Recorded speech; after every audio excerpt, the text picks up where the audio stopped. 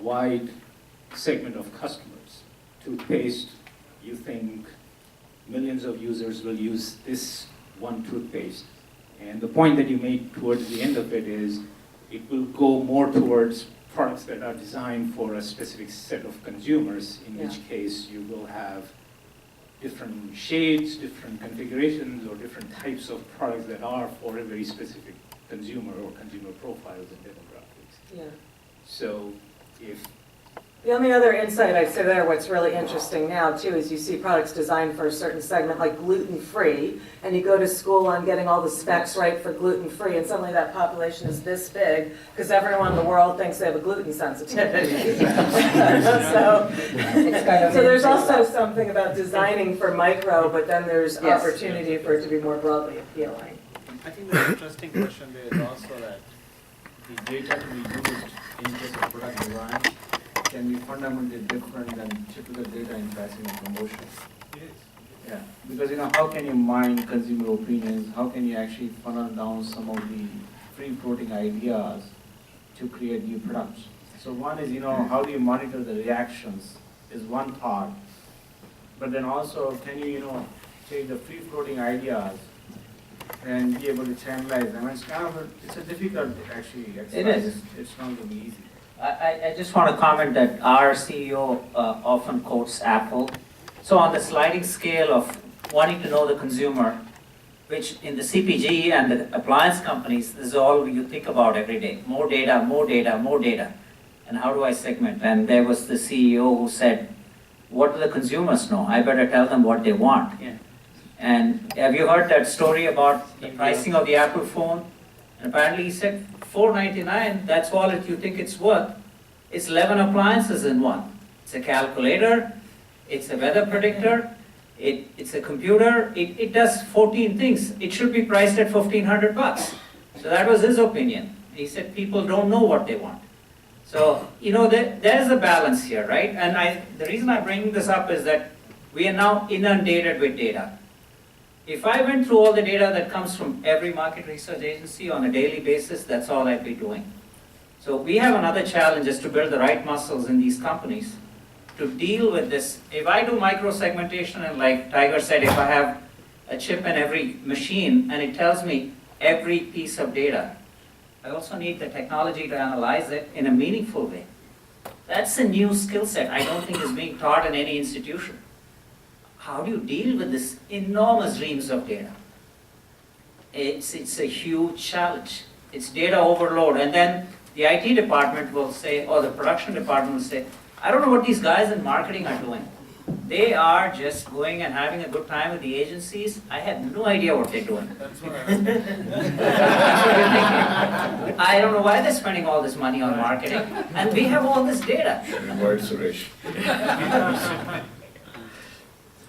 Hi, this is Anshul Verma. I work in American Express, which is a very data-driven company. Thank you. Which is a very data-driven company.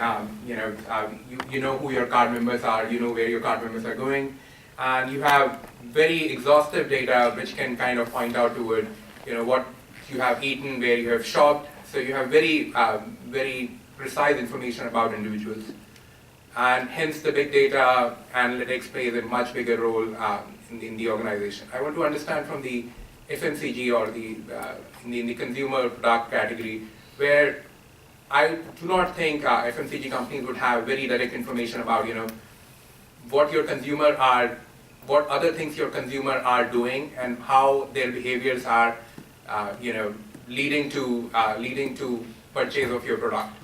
So I want to understand the evolution of big data and the data analysis techniques in a FMCG organization, because I think they have become kind of core part of decision making in a company like American Express, or in any of the data-driven company, where I think marketing organization as such, when I see it in my company, is kind of obsolete. It's obsolete, your marketing organization? And so. So let me rephrase it. So I'll have to give you proper context. I'll have to give you proper context. So marketing organization definitely has its value, but the lot of decision is kind of now just taken by the data itself. like very end-to-end decisions like whom should I mail to, what offer should I give to somebody. It's kind of all driven by data. The marketing, like you're very senior guys, their teams are also kind of now these tech people, these big data graduates, these maths and science, PhDs, and the kind of talent which the marketing organizations are acquiring is completely changing. Like I've seen the evolution through last 10 years where, it used to be like a GM in marketing would just decide that, oh, I want to push for this product versus this product based on few metrics which you would see from some of the consulting organizations, based on your hunch, based on your understanding, and it used to be very people dependent. There used to be like very star marketers, so to say, in the organization. Now it's kind of all data driven. So I want to understand how is the evolution in the FMCG space. I mean, I'll just start building off a point that Mukul made. It's a new capability that we need to build. So we just hired someone from Citibank to lead, who knows you actually, to build an insight and analytics capability for us, because we realize it's a new muscle than how we used market research in the past with all kinds of primary research studies. Now it's more about behavioral insights, different kinds of data crunching to extract the insights. But it's a new muscle, a new capability, and we're going to learn from other industries how to do it in a best-in-class way, and it's a new muscle we're starting to build. And I think at the end of it, the data scientists will help predict a pattern. But interpreting the pattern and creating a marketing campaign or creating a product idea or a communication campaign will still be required. Now, the data scientists may be capable of doing it or may not be capable of doing it. It depends on the industry. In our industry, it is probably more it is not an individual behavior which is being micro analyzed, or a micro data is being operated, but a segment behavior which gets created. So you try and create segments of people, and using sometimes credit card information, you can get some kind of a cross behaviors of what kind of purchase baskets exist, what frequency of which people buy what kind of products, and what frequency do they replenish, from where, from which stores, from which channels. And then you can aim towards either creating a penetration building model or a repeat purchase model for those people. It all depends on how you use the data. Unlike, however, yours, it is tough to do a single person target. It is actually some segmental targeting. I'd just like to add on that, in some ways, CPG companies have used big data long before the Yes. other sectors. We never called it like that. Exactly. Yes. Primary It was market never called research big studies. data. Not just market research study, but our entire media planning is all actually is data analytics. And I mean, how do you do segmentation? How do you do reach frequency calculations? How do you see which target do you reach at what time, at what cost? It's all data. I mean, it wasn't big enough in those days, but it was data. Exactly. Yeah. I think there are some questions there. Go ahead. Sorry. my name is Lexi. I'm in the digital marketing space, and I wonder, for a much larger company, where's your online acquisition of these customers? Is it like with Johnson & Johnson? Is it like when someone puts a status on Facebook that they're expecting? Or is it, someone says, oh, fall is coming, and all of a sudden you have the Keurig pumpkin spice latte you can have at home instead?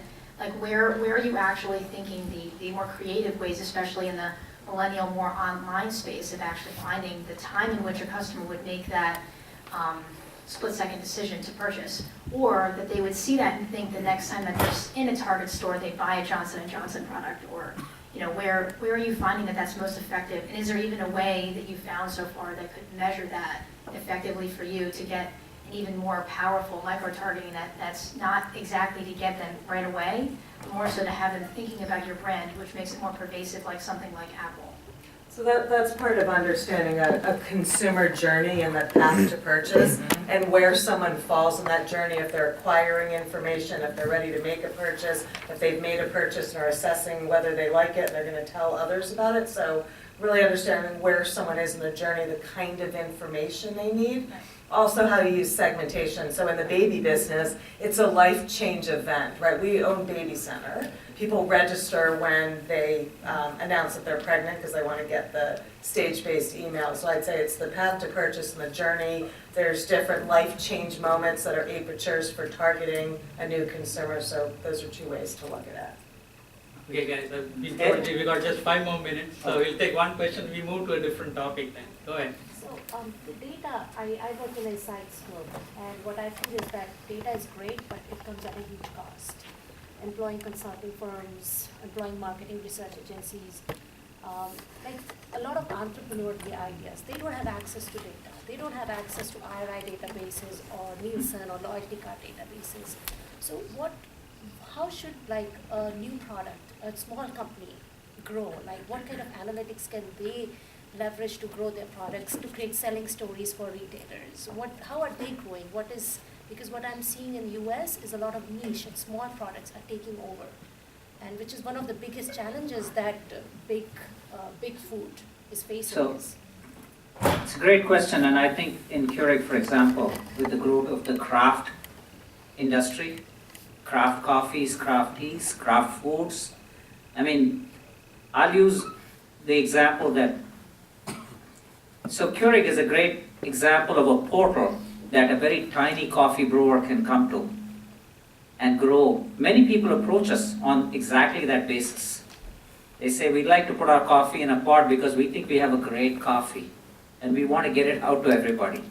So I don't know if the CPG industry is there yet in terms of embracing a larger world, because it's grown up on a very different basis that you distinctly protect your brand, and it's a powerful equity. There's billions of dollars behind brands.